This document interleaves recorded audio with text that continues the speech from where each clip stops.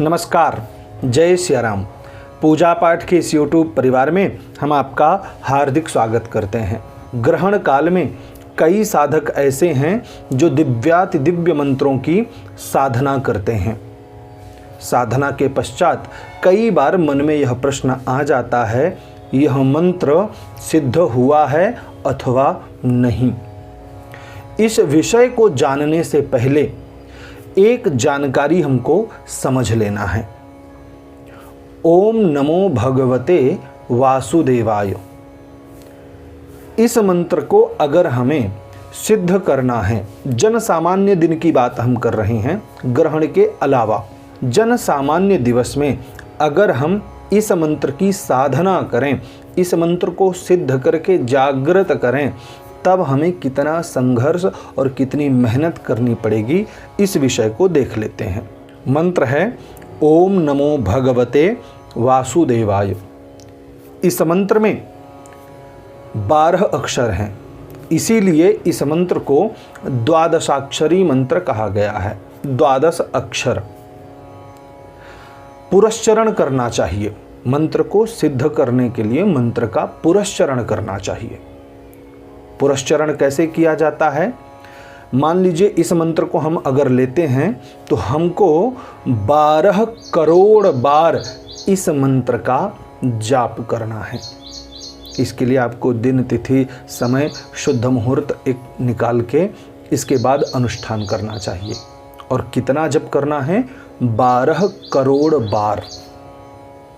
इतना जप करने के पश्चात इसका 10वां भाग, लगभग 1 करोड़ 20 लाख बार आपको आहुति डालना है, अर्थात 10वें भाग में हवन करना है।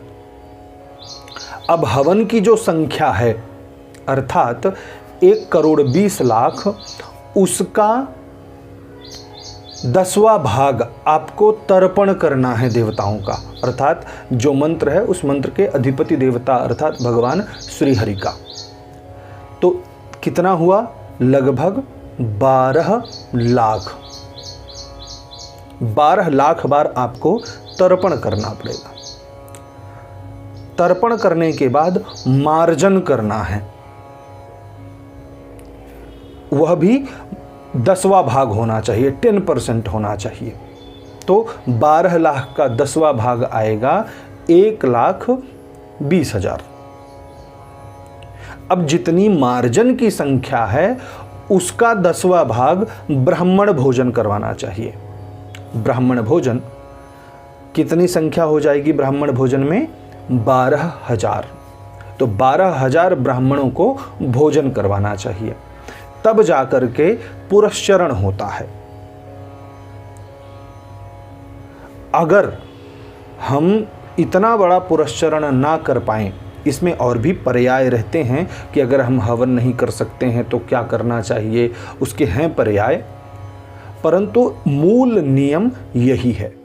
इस प्रकार से जब आप 12 करोड़ बार जप करने के पश्चात अंतिम में जो क्रिया है, अर्थात 12,000 ब्राह्मणों को भोजन कराना, इस क्रिया से, इस कार्य से निवृत्त हो जाएंगे, तब जाकर के वह मंत्र आपका सिद्ध होगा। यह आपको स्वयं करना होता है मंत्र का जाप, ना कि किसी ब्राह्मण या अपने प्रतिनिधि के द्वारा। नहीं, इसमें साधक को स्वयं बैठना पड़ता है। तो जब इस प्रकार का कार्य कर लेंगे आप, तब जाकर के वह मंत्र सिद्ध होता है। सिद्ध होने के बाद उसको जागृत करना पड़ता है। तो जितनी संख्या है उतने लक्ष बार, अर्थात उतने लाख बार उसका जप करना चाहिए और हवन करते हुए जप करना चाहिए, तब जाकर वह जागृत होता है। जब आप इतनी मेहनत करेंगे तब जाकर के एक मंत्र आपका सिद्ध होगा। सिद्ध होने का लाभ क्या है? सिद्ध होने से होता यह है कि उस मंत्र के जो अधिपति देवता होते हैं वह मंत्र के प्रभाव से आपकी प्रार्थना शीघ्रातिशीघ्र श्रवण करते हैं, सुन लेते हैं। अगर आप उनसे कुछ प्रार्थना करें, उस मंत्र का विधिवत जाप करने के बाद पुनः जब प्रार्थना करना होता है तब फिर से जाप करना होता है। उसकी एक संख्या निर्धारित होती है, तो वह संख्या का जाप करने के बाद जो है फिर जब आप उस देवता से प्रार्थना करते हैं तो वह देवता जो होते हैं शीघ्रातिशीघ्र वह प्रार्थना श्रवण करते हैं। तो यह हो गई पुरस्चरण विधि। पुरस्चरण से जो है वह मंत्र जो है सिद्ध होता है, जागृत होता है। अब हम ग्रहण काल में आते हैं कि ग्रहण काल में हम इतना तो जप नहीं पाएंगे, क्योंकि ग्रहण सबसे बड़ा ग्रहण होता है, कोई 6 घंटे का, कोई 8 घंटे का होता है। इससे बड़े ग्रहण तो होते नहीं हैं। कभी पूर्व में हुआ होगा तो उसके विषय में हमें तो जानकारी है नहीं, भविष्य में आने वाला है इस विषय की भी हमें जानकारी नहीं है। तो जो वर्तमान में ग्रहण होते हैं वो लगभग 5 से 6 घंटे, जो सूर्य ग्रहण अगर बहुत बड़े हुए तो 5 से 6 घंटे अथवा 8 घंटे चलते हैं। तो इसमें 12 करोड़ बार जप करना असंभव है। इसलिए ग्रहण काल में जो जप किया जाता है वह पुरस्चरण के बराबर फल देता है। यहाँ अब लोग कई बार प्रश्न करते हैं कि जप की संख्या कितनी होनी चाहिए। ग्रहण काल में किसी भी प्रकार की जप संख्या नहीं कही गई है। निर्देश क्या है कि जब ग्रहण का स्पर्श हो, मान लीजिए सुबह 10 बजे ग्रहण का स्पर्श है, ग्रहण का आरंभ है, तो हमको वह जप 10 बजे से आरंभ करना है और समाप्ति शाम को 3 बजे है अथवा 4 बजे है। तो हमारा जप लगातार एक आसन में शाम को 4 बजे तक वह जप पूरा होना चाहिए। 4 बजे के पहले नहीं उठना है, उसके बीच में जल इत्यादि पान नहीं करना है। बहुत सारे नियम हैं। प्रयास यह करना है कि यह जो है नाभि पर्यंत जल में खड़े रहकर जप होना चाहिए। अगर यह नहीं हो पाता है तो कुशासन में, पद्मासन में बैठ करके इसके बाद जप करना चाहिए। आपका आसन ना तो पद्मासन हिलना चाहिए और ना ही कुशासन हिलना चाहिए। आपको जल इत्यादि का पान भी नहीं करना होता है। आपको सारी शंकाओं से दूर रहना होता है, अर्थात लघु शंका और दीर्घ शंका इत्यादि से दूर रहना होता है। आपका मन आपके इष्ट में लगा रहे। जिस देवी देवता का आप मंत्र सिद्ध कर रहे हैं उस देवी देवता के प्रति आपका मन एकाग्र रहना चाहिए। इस प्रकार से जब आप जाप करते हैं तब वह जाप, वह मंत्र जो है स्वयं सिद्ध हो जाता है। सिद्ध होने के बाद हमें क्या करना चाहिए? जागृत करना चाहिए। सिद्ध होना एक अलग प्रक्रिया है। सिद्ध के बाद उस मंत्र को जगाना चाहिए। सिद्ध होने का अर्थ यह हो गया है कि वह मंत्र जो है सभी दोषों से मुक्त हो चुका है। अब हम उसको जो है जागृत करेंगे, उसकी शक्तियों को जागृत करेंगे। मंत्र को जागृत करने के लिए करना क्या है कि जो आपका मंत्र है उस मंत्र में जितने भी अक्षर हैं उस अक्षर के 1000 गुना, अर्थात अगर 12 अक्षर हैं तो 12,000 गुना बार आपको हवन करना चाहिए। हवन करने के पश्चात वह मंत्र जो है जागृत हो जाता है।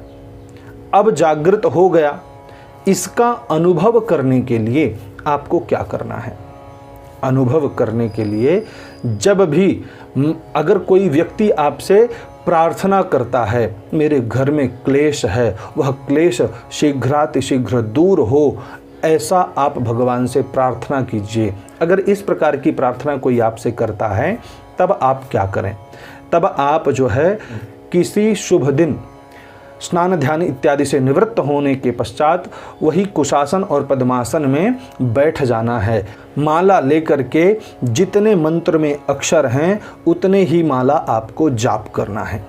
जाप करने के बाद आपको उस अधिपति देवता से, जैसे हम ओम नमो भगवते वासुदेवाय इस मंत्र का सिद्ध किए हैं, इस मंत्र को सिद्ध किए हैं, इस मंत्र को जागृत किए हैं, जब भी हम भगवान से प्रार्थना करेंगे 12 माला इस मंत्र का हम जाप करेंगे। जाप करने के पश्चात भगवान श्रीहरि से हम प्रार्थना करेंगे, हे दीनानाथ परमपिता परमेश्वर अकारण करुणा वरुणालय, हे दीनानाथ दीनबंधु जगत के पालन करता, अमुक नाम का व्यक्ति आपसे अपने घर का क्लेश दूर करने की प्रार्थना लेकर आया है।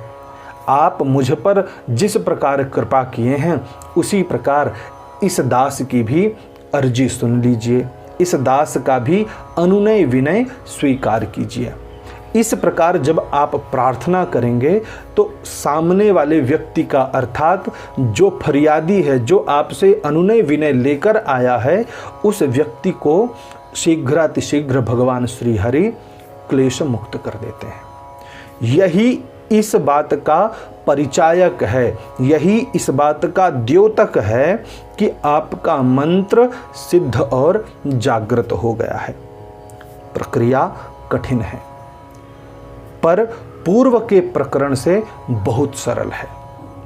इसलिए अगर किसी मंत्र को सिद्ध करना होता है, जागृत करना होता है, तो सबसे पहले गुरु बनाना चाहिए।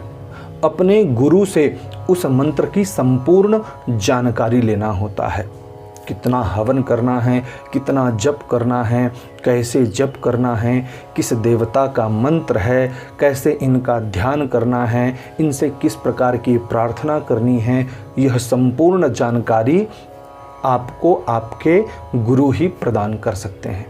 इसलिए हर साधक को गुरु दीक्षा लेनी आवश्यक है। बिना गुरु किए अगर आप कोई साधना करते हैं तो वह साधना ऐसी है जैसे राख में हवन करना।